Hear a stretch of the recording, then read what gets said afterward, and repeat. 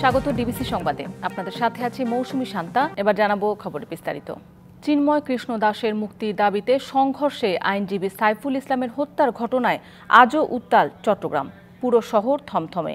সকাল 11:15টায় চট্টগ্রাম আদালতে নিহত সাইফুলের প্রথম জানাজা অনুষ্ঠিত হয়। এতে অংশ নেন উপদেষ্টা, আইনজীবী সহ বিভিন্ন শ্রেণী পেশার হাজার হাজার মানুষ। এ সময় দোষীদের অবিলম্বে শাস্তির আওতায় আনার আশ্বাস দিয়ে সকলকে সংযত থাকার আহ্বান জানান স্থানীয় সরকার উপদেষ্টা এ.এফ. হাসান আরিফ।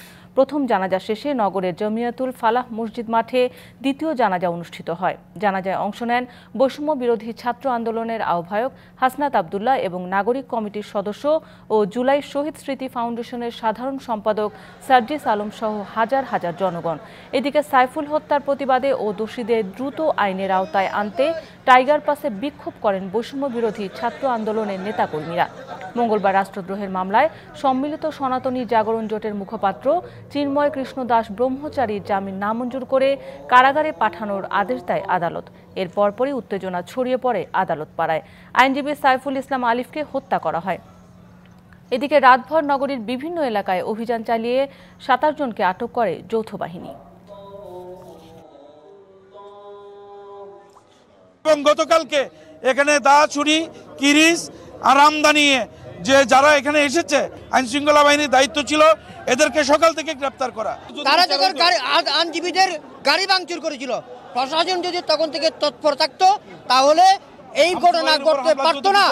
দ্রুত বিচার ট্রাইব্যুনালে এই মামলাটি এনে দ্রুত নিষ্পত্তি করার জন্য আমরা আহ্বান জানাচ্ছি। যারা দুষ্কৃতকারী, সে যেই হোক, যেখানকারই হোক, যে পরিসরে হোক, আইনের ঊর্ধ্বে কেউ না। আইনের আওতায় তাকে আসতে হবে। আমরা সংযত থাকব। আমাদের মধ্যে প্রতিহিংসা কাজ করবে না, আমাদের মধ্যে প্রতিশোধ কাজ করবে না, আমাদের মধ্যে কাজ করবে মহত্ব। আমরা আইনের পথে চলতে সাহায্য করব। চট্টগ্রামে আইনজীবী হত্যার প্রতিবাদে ঢাকার নিম্ন আদালত প্রাঙ্গণে বিক্ষোভ করছে ঢাকা বারের আইনজীবীরা। সেখানে আছেন আমাদের সহকর্মী লিটন মাহমুদ। বিস্তারিত জানতে সরাসরি যুক্ত হচ্ছি তার সাথে। লিটন, আজকে তো ঢাকা নিম্ন আদালতে আইনজীবীরা বিক্ষোভ করছেন। গতকাল চট্টগ্রাম আদালতে আইনজীবী সাইফুল ইসলাম আলিফের মৃত্যুর ঘটনায় আজও বিক্ষোভ হচ্ছে ঢাকার নিম্ন আদালতে। সেখানকার সবশেষ পরিস্থিতি আমাদের জানাবেন। আপনি যেমনটি বলছিলেন, গতকাল ইসকন নেতার জামিনকে কেন্দ্র করে চট্টগ্রামে আইনজীবী নিহত হয়েছেন, তার হত্যার বিচারের দাবি চেয়ে আজ কিন্তু বিক্ষোভ মিছিল এবং সমাবেশ করছেন ঢাকা জাতীয়তাবাদী ঢাকা বারের আইনজীবী ফোরাম।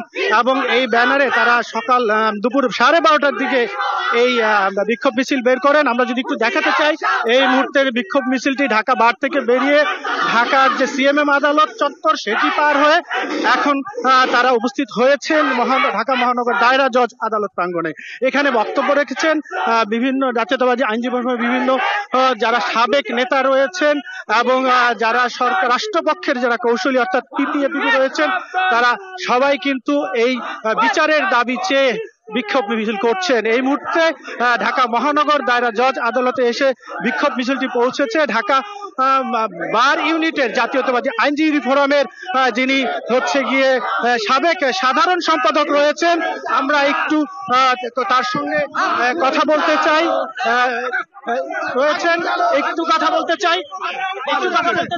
এই যে আপনাদের যে বিক্ষোভ মিছিল, সেটি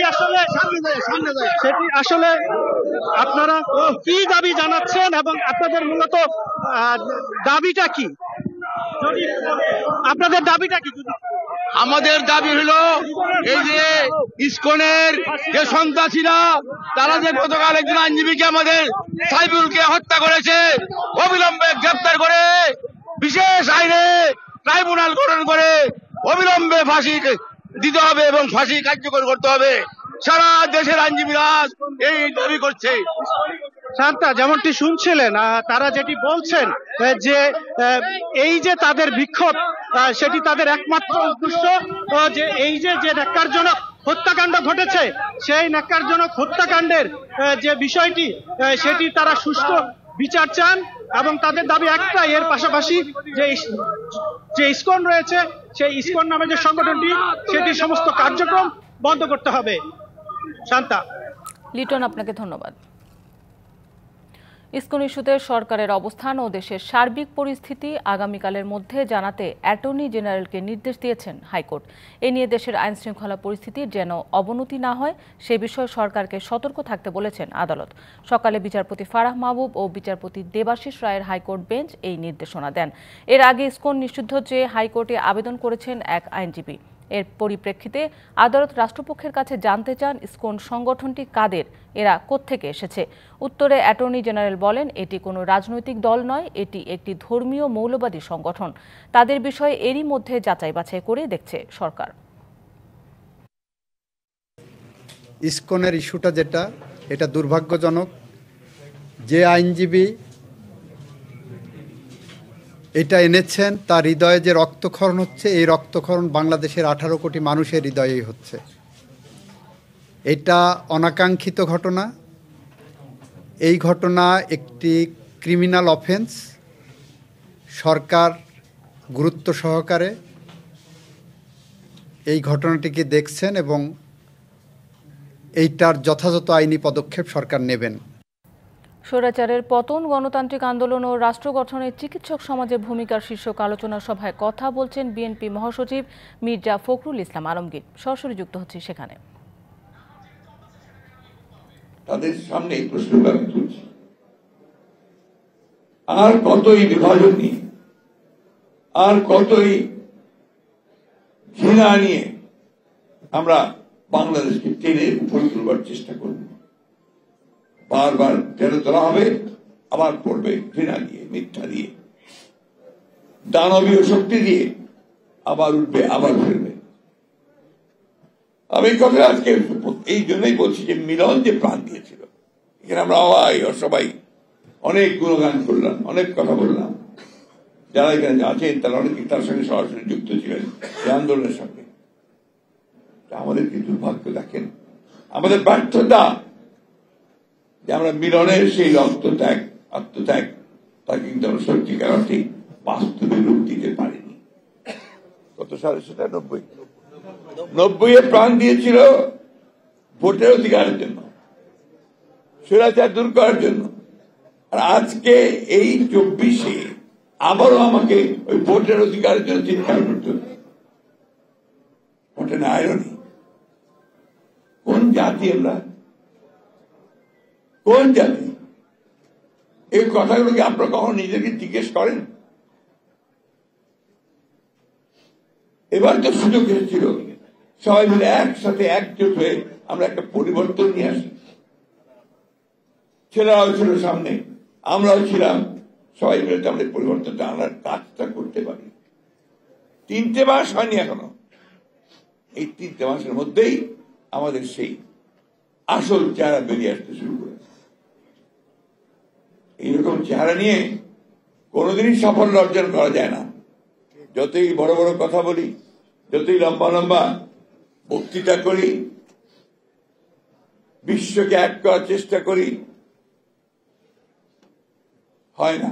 আমার নিজের ঘরেই যদি আপনার সেই বিভাজন থেকে যায়, বিভেদ থেকে যায়, আমি সেটা কখনোই ঠিক করতে পারবো না। আমি যে প্রশ্নটা আপনাদের সামনে তুললাম তার কারণ আছে। আমি এই কয়েকটা দিনে আমরা খুব চিন্তিত, উদ্বিগ্ন, ভয়াবহভাবে উদ্বিগ্ন। আপনি চিন্তা করতে পারেন ধর্মকে কেন্দ্র করে কি উন্মাদনা শুরু হয়েছে বাংলাদেশে? আপনি চিন্তা করতে পারেন যে মুক্ত স্বাধীন মিডিয়ার জন্য, প্রেসের জন্য, সংবাদ মাধ্যমের জন্য আমরা এতদিন লড়াই করলাম, তার অফিস পুড়িয়ে দিচ্ছে। এই বাংলাদেশ তো আমি দেখতে চাই না, আমিও দেখতে চাই না। জিয়া চ্যারিটেবল ট্রাস্ট মামলায় খালেদা জিয়া সহ সব আসামিকে খালাস দিয়েছে হাইকোর্ট। বিচারপতি AKM আসাদুজ্জামান ও বিচারপতি সৈয়দ এনায়েত হোসেনের সমন্বয়ে গঠিত হাইকোর্ট বেঞ্চে এই আদেশ দেওয়া হয়। এছাড়াও বড়পুকুরিয়া কয়লাখনি দুর্নীতি মামলা থেকেও বেগম খালেদা জিয়া, আলতাফ হোসেন চৌধুরী ও খন্দকার মোশাররফ হোসেনকে খালাস দিয়েছে আদালত। আইনের শাসনের প্রতি আমরা শ্রদ্ধাশীল।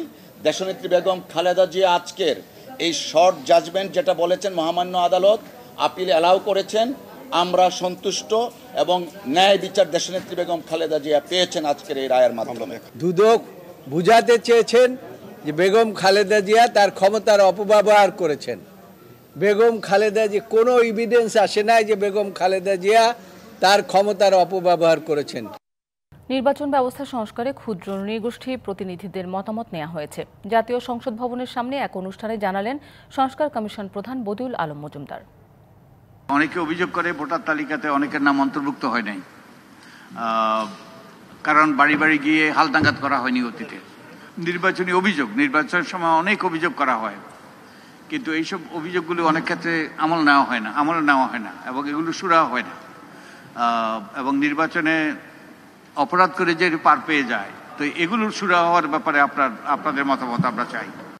2 মাসের যুদ্ধবিরতি শুরু হয়েছে ইসরায়েল ও লেবাননের সশস্ত্র গোষ্ঠী হেজবুল্লার মধ্যে। যুক্তরাষ্ট্রের মধ্যস্থতায় স্থানীয় সময় ভোর 4টা থেকে এই বিরতি শুরু হয়েছে। চুক্তি অনুযায়ী ইসরায়েল লেবানন থেকে সব সেনা প্রত্যাহার করবে, আর হেজবুল্লাহ সীমান্ত এলাকা থেকে সরে গিয়ে লিটানি নদীর অপর প্রান্তে চলে যাবে। সেই সাথে সীমান্তে কোনো অবকাঠামো নির্মাণ ও নিজেদের পুনরায় অস্ত্রশস্ত্রে সজ্জিত করতে পারবে না বলেও উল্লেখ রয়েছে শর্তে। সংবাদ এই ছিল এখনকার মতো। ডিবিসি নিউজের সংবাদগুলো পড়তে ভিজিট করুন dbcnews.tv আর ভিজিট করুন ডিবিসি নিউজের ফেসবুক পেজ এবং ইউটিউব চ্যানেল। সঙ্গেই থাকুন।